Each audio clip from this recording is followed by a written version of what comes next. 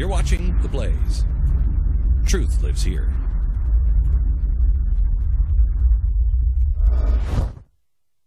The following program is brought to you by Caterpillar Incorporated.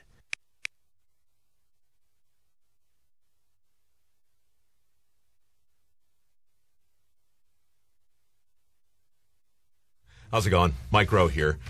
This is a script for a brand new TV show called Building America. I'm about to read it, and hopefully you're about to watch it. Building America was put together by my buddies over at The Blaze and sponsored by my friends at Caterpillar. I say buddies and friends because they both really are. The Blaze, huge proponents of all things made in the USA, and Caterpillar, of course, knows a thing or two about building things in America. More importantly, from my perspective anyway, they've both been great supporters and friends to MicroWorks. That's my foundation. We focus primarily on being a PR campaign for hard work and skilled labor and getting people the training they need to pursue some jobs that actually exist. Good jobs that pertain to building things in America. See how it all comes together?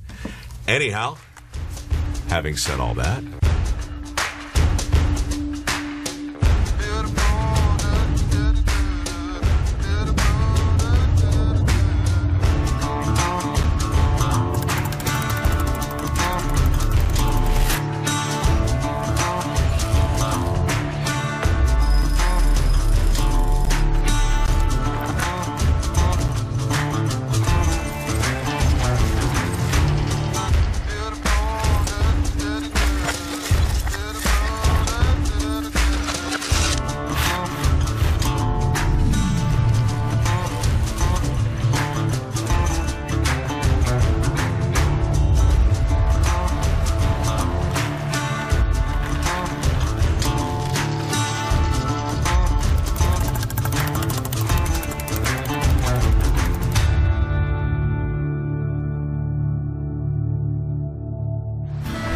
America today bears little resemblance to the America George Washington presided over. Since 1800, the national landscape has been transformed amidst an explosion of growth that continues to this day. Millions of people spread out from point A to point everywhere else, eventually connected by an intricate network of roads, canals, bridges, and railways that stretch from the Atlantic coastline to the shores of the Pacific Ocean. Unimaginable in Washington's day, maybe, but he and the founders can be credited with setting the national development machine in motion when they made up their minds to build the most powerful city in America, and one day, the world.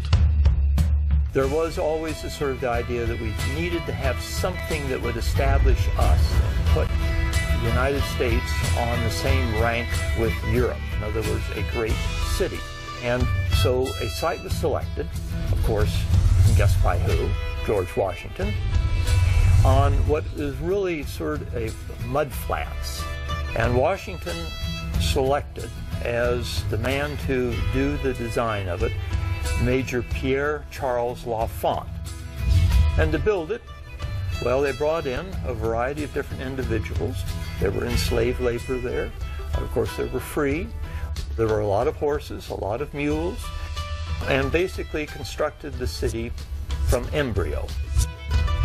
There is a letter from Jefferson to L'Enfant saying that for the Capitol building, I prefer one of the models of antiquity. In other words, a big domed type of a structure. Whereas for the President's house, I prefer a more modern building, such as the Louvre in Paris. To the Founding Fathers, architecture was really a representation of national identity, and that's what they wanted. Out of the Maryland mudflats emerged a city worthy of Washington's name. The founders got their wish. The nation had its capital. America was officially on the map and open for business. Now it was time to build the proverbial road to success, which in this case was a canal. Low bridge, everybody down. In 1817, construction began on a little something called the Erie Canal, a radical transportation system that marked a critical shift in the country's fortunes and future. The project was ambitious, if not impossible. Build a waterway between Lake Erie and the Hudson River to create a better trade route through a vast wilderness in upstate New York. It took 8 years to carve the 363-mile-long canal out of hard scrabble and stone, nothing short of an engineering triumph. It was America's first superhighway, providing an option to move goods that was fast. We're talking days, not weeks. Easy. Cargo simply floated through the water on a barge towed by mules. Cheap. The cost to ship a ton of anything went from $100 to $8. By connecting the Midwest and the East Coast, the Erie Canal fueled an economic boom and opened up territory within the Empire State to thousands of new settlers. America was on the move, and as things were about to kick into high gear, nothing, not even a civil war, could stop us.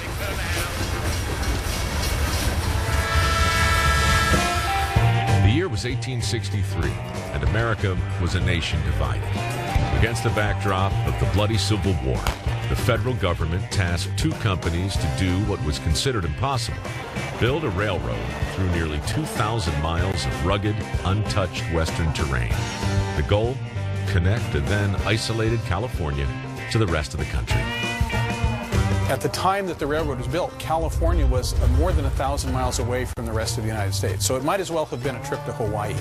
In typical American fashion, the best results came from good old-fashioned competition. The Union Pacific Railroad, which started work in Missouri, was pitted against the Central Pacific Railroad, which began laying track in Sacramento. The founders of Central Pacific, known as the Big Four, weren't your industrial titans of back east. They were a grocer, a dry goods merchant, and two hardware store owners. They put their reputations and their entire livelihood on the line.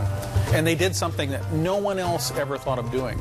With the clock ticking, these shopkeepers and their work crews would soon find out what they were really up against: the dangerous task of tunneling through 80 miles of an unforgiving mountain chain known as Sierra Nevada. You drill a hole straight into the granite 2 or 3 feet deep, and you pack that with black powder, or you pour some nitroglycerin in it, you put a seal on there, you put a fuse in it, you light the fuse, and you run like crazy and hope that you don't die in the process. Workers cleared out tons of solid granite to make way for 15 tunnels.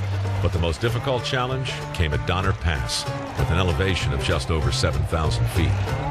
Records show forward progress was 8 to 12 inches a day to dig the summit tunnel that runs through this stretch. It took almost 2 years to complete the 1,645-foot passage by working around the clock and from both directions. When the men finally met in the middle, their lines were off by a mere half-inch. As for the muscle needed to do this treacherous work, men came from all over the country, even the world. It was a melting pot of former Civil War soldiers, 49ers, freed slaves, and Irish and Chinese immigrants. The work was really brutal, but people were also very proud of the work they did, and they could point to this great accomplishment, and a lot of people were proud that they had a part in building this national need of a railroad across the country. Against great odds and incalculable risks, rails were officially merged by a ceremonial gold spike at a desolate location in Promontory, Utah on May 10, 1869. The Wild West was on its way to being tamed. America was on track for a new explosion of growth. Now it was time for the next link in the transcontinental chain, a bridge unlike anything the world had seen before. You are watching Building America, narrated by Mike Rowe on The Blaze.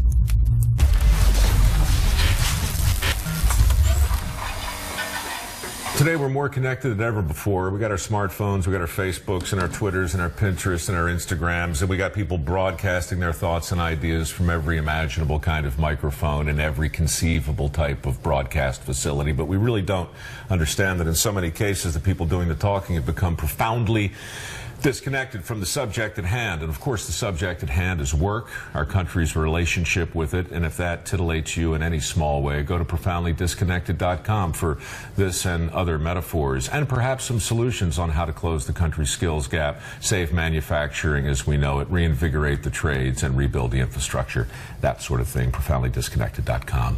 Thank you. I don't think it's on.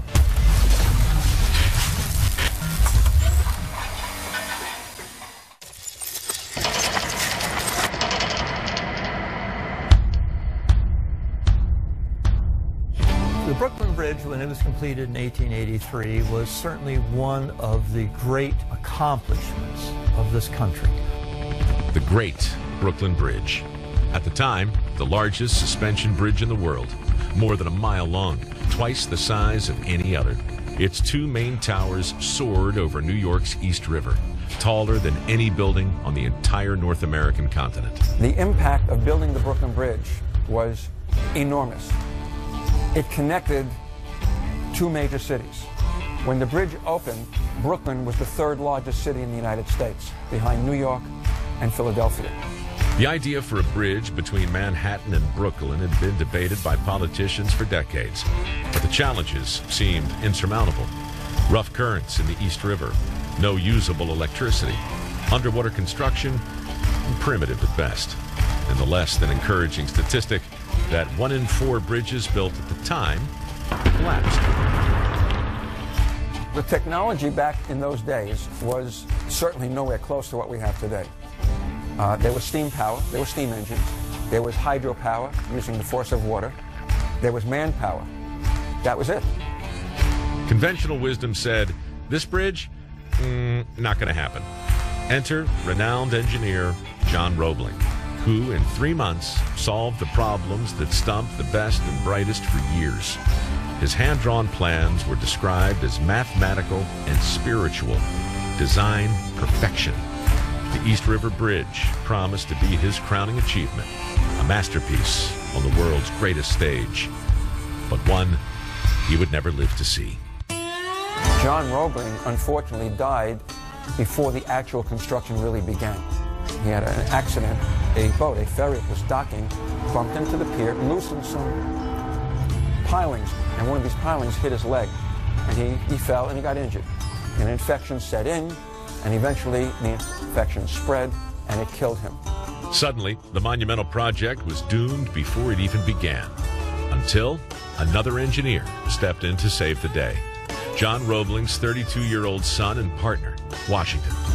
The younger Roebling earned his engineering stripes as a bridge builder for the Union Army in the Civil War, but nothing could prepare him for this. The first task at hand was the most dangerous, laying the underwater foundation for the two nearly 300-foot towers.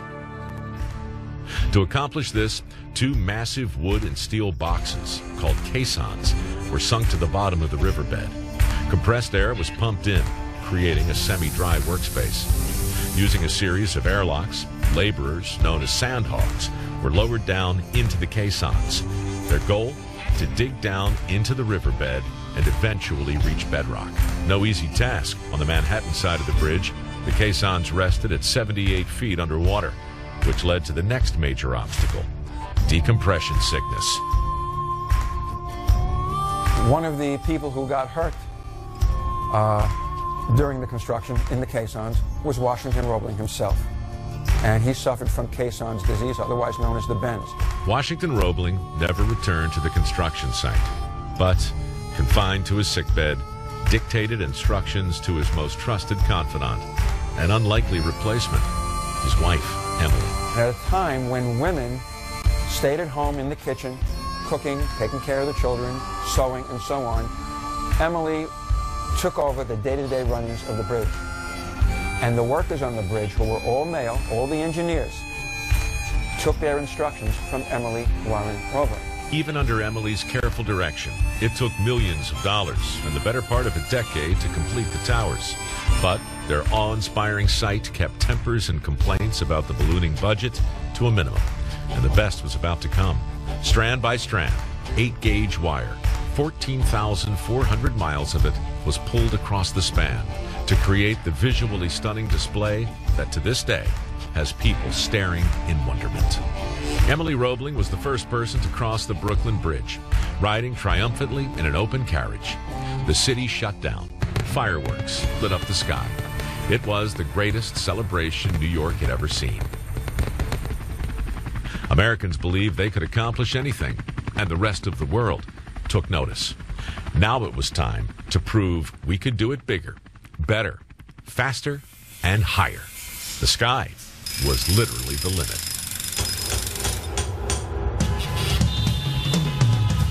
As millions of commuters poured into the city each day, Manhattan had a problem. Where would everyone go? The obvious solution was to add more buildings. Nice thought, but in a city confined to an island, not practical. Lacking real estate to build out, the only way to go was up. 1894, the Manhattan Life Insurance Building, 348 feet tall. 1899, the Park Row Building, 391 feet taller. 1901, Singer Building, at 612 feet, tallest for a New York minute. 1909, the MetLife Tower, 700 feet. 1913, Woolworth Building, topping out at 792 feet. The Big Apple's building boom continued to thrive, fueled in part by a rapidly declining economy and the desire to keep people out of soup lines and on the job. The skyline had been transformed. Now it was time to punch through the clouds. 1930, 40 Wall Street, 927 feet, and the first official skyscraper in New York. 40 Wall enjoyed status as tallest in the land for about 2 months, when it was overshadowed by the Chrysler Building, 1,045 feet of Art Deco glory. But not even the shiny new champ could hold on to the top spot for long. 1931, the Empire State Building, the 103-story king of the skyscraping world. Product of 7 million man-hours to construct a tower 1,454 feet above the ground. So big, it has its own zip code. It dominated the Manhattan skyline for over 40 years and still claims fame as one of the 7 man-made wonders of the world. Despite towering achievements on the East Coast, the U.S. economy continued to plummet. Down but not out, ambitious plans were set in motion to get the country back on its feet. All eyes turned to the next frontier, the Great Southwest.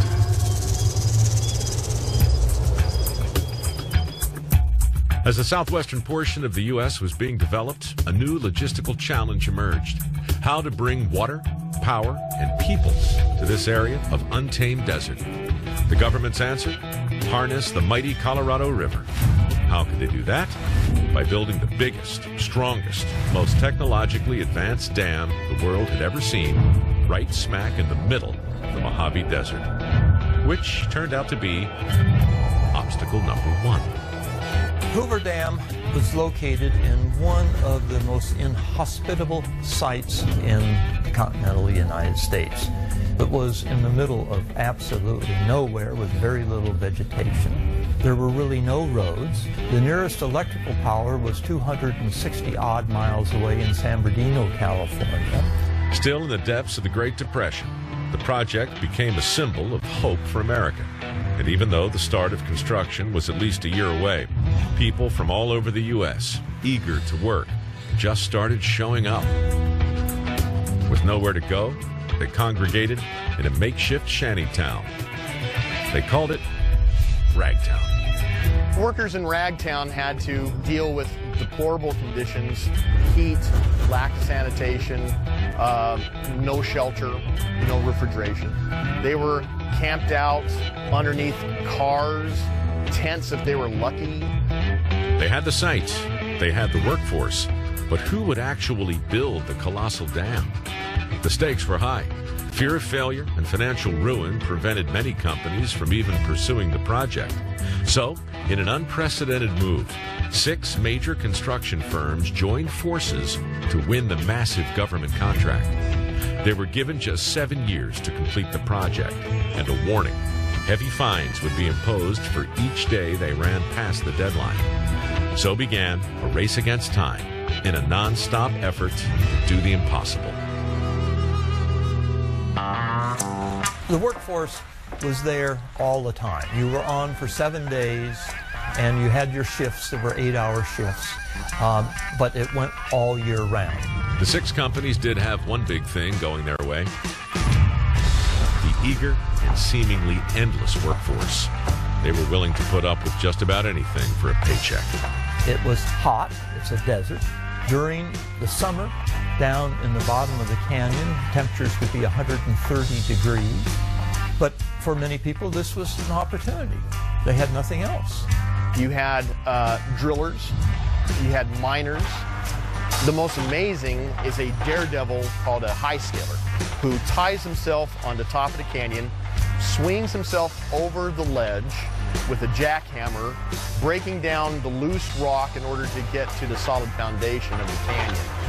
The oppressive heat, remote location, and extreme engineering challenges put the project in constant risk. The first major phase of construction was arguably the most dangerous, diverting the mighty Colorado. 4 diversion tunnels were drilled into the base of the solid rock canyon. It took 13 months and thousands of men to blast out 1.5 million cubic yards of rock. Each tunnel would be 50 feet in diameter, on average 3/4 of a mile in length. 2 tunnels would be over on the Arizona side, 2 over here on the Nevada side. The massive structure required materials that had never existed before. Monster pipes, more than 30 feet in diameter, were custom fabricated in makeshift factories built near the site. Railroad cars delivered mountains of concrete.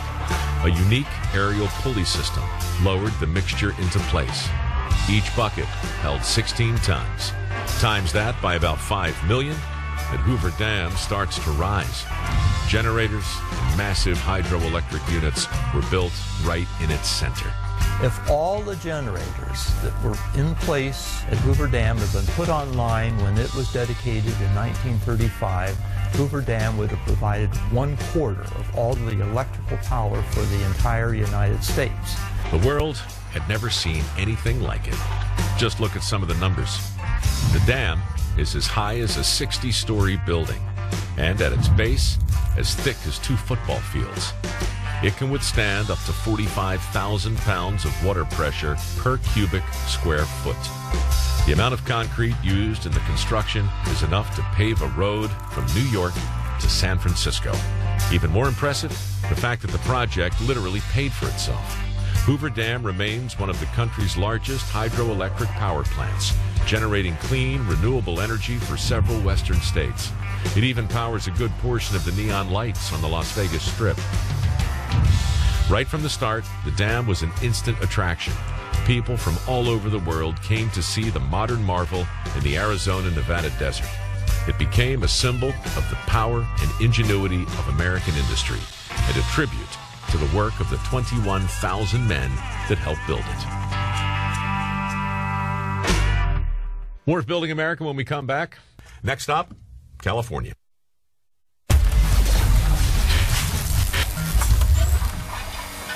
This is an image of Abraham Lincoln, nailed literally into the wall with 180-some thousand nails, all painted, bringing our 16th president to life. Abraham Lincoln was the guy who said, "I am always for the man who wishes to work," which is a nice thing to say, especially given the time and effort it took to drive 180-some thousand nails into the wall. Abraham Lincoln is not with us anymore, of course, and that's too bad. Unfortunately, many of his sentiments are gone as well, which is even more of a shame. At profoundlydisconnected.com, you can read all about the various ways we've become disconnected from the basic underpinnings of work.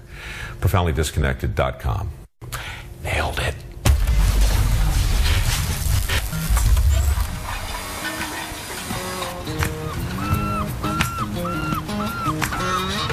The Golden Gate Bridge stands today as an international icon, a symbol of innovation, stick-to-itiveness, what man could do during a very difficult time in our history. Before San Francisco's landmark bridge was built, a mile stretch of Pacific Ocean, known as the Golden Gate Strait, separated the majestic city by the bay and neighboring Marin County. And the most practical way for commuters to get from one side to the other was by boat. In the 1920s, an engineer named Joseph Strauss and his team began working on a plan to change that. The only thing that stood in their way: high winds, strong currents, dense fog, the occasional earthquake, and the single largest economic depression the country had ever experienced. Piece of cake. It took over a decade, but Strauss finally got his plan approved and convinced the people in the community to cough up the $30 or so million he needed to begin construction. They were so enthused at this innovation that they agreed in November of 1930 to back the bonds to build the Golden Gate Bridge. That meant they put their farms, their vineyards, their homes, their businesses up as collateral to back the Golden Gate Bridge construction. It also didn't hurt that the founder of the Bank of America agreed to back the project in an effort to boost the local economy. Construction began January 5th, 1933, and in no time, men with little experience in the skilled trades became high-flying, death-defying bridge builders. Workers moved tons of dirt and rock to make way for almost 200,000 cubic yards of concrete needed to build the bases. Others became adept at manipulating newly forged steel. It was an impossible job, with hazards too many to count. But on this project, potential dangers were met head-on.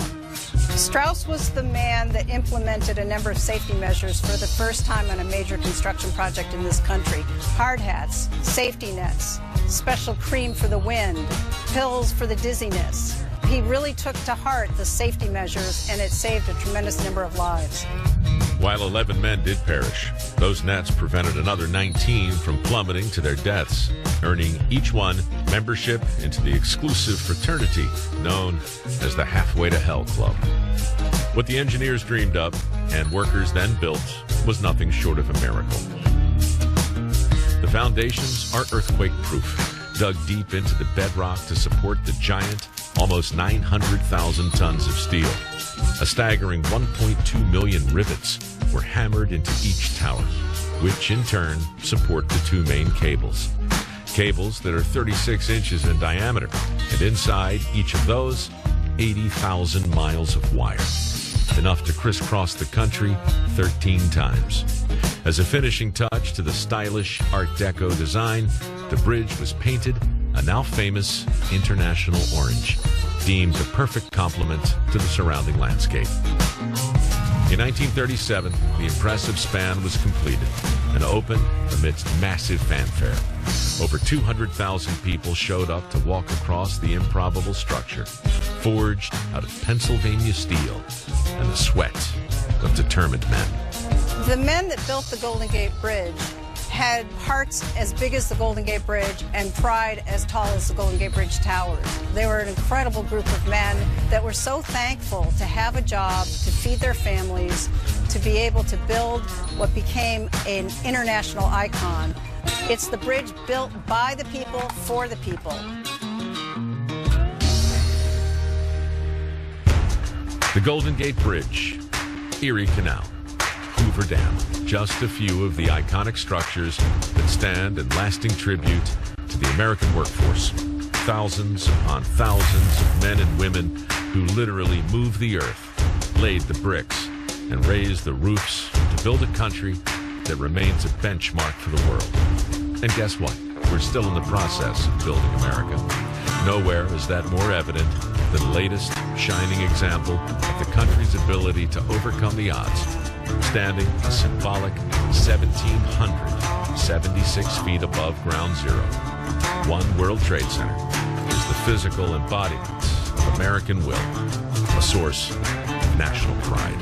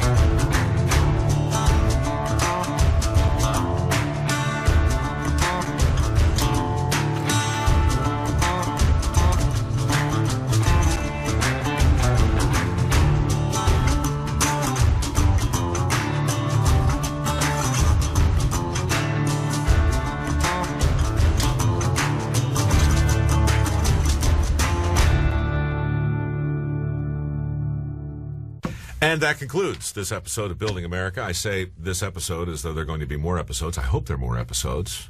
It was fun to read it. I hope you enjoyed watching it. And if, as you were watching it, you said to yourself, you know, I wouldn't mind rolling up my sleeves, getting my hands dirty, maybe learning a useful skill, I've got good news. You can go to cattechjobs.com. Caterpillar's hiring for all sorts of interesting opportunities all over the country. You can also get information on training at microworks.com. That's microworks.com. Anyway, check those things out. Join us again for another episode of Building America.